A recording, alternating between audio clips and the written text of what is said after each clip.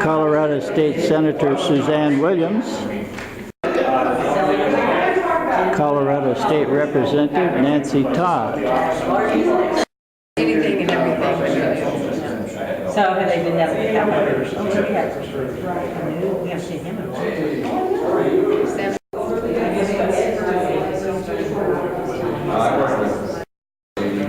Tom Tobiasen is the candidate for District F for RTD. All right, so we're here today at the Mission Viejo Library in Aurora, Colorado, for a town meeting with Suzanne Williams, Senator Suzanne Williams, and House Representative Nancy Todd to do a legislative wrap-up for Colorado. It's a busy legislative season, and Nancy and Suzanne have been very busy working on various bills and issues for the state, for the people in this area, and they're going to tell us the status of the bills, how successful they were, and making positive change and bringing good things for the people of Colorado, and what didn't quite fly. So.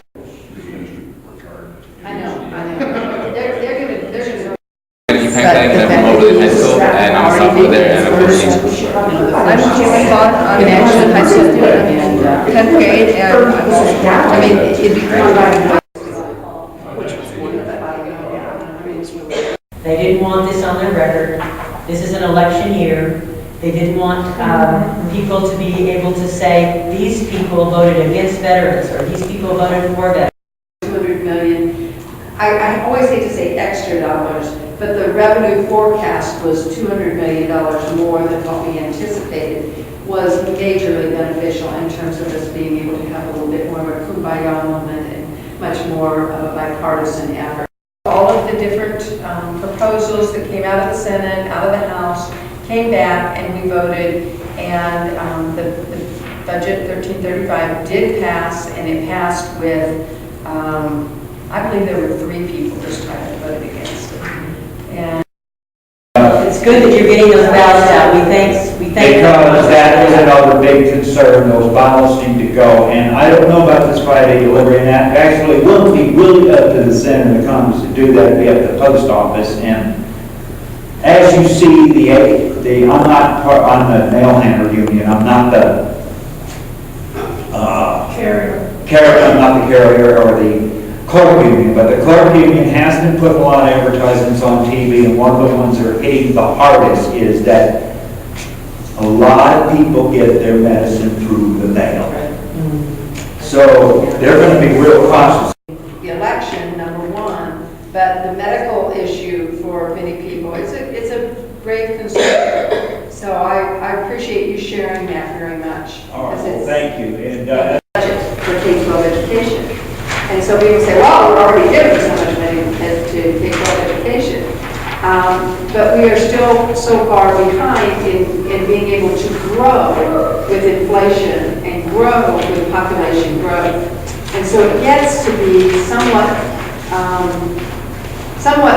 speaking with a forked tongue, we're not making cuts to education, but we're already so far behind that school districts can't keep up with and make up for the cost of inflation. You know, whether it's because of their population growth. And their population growth.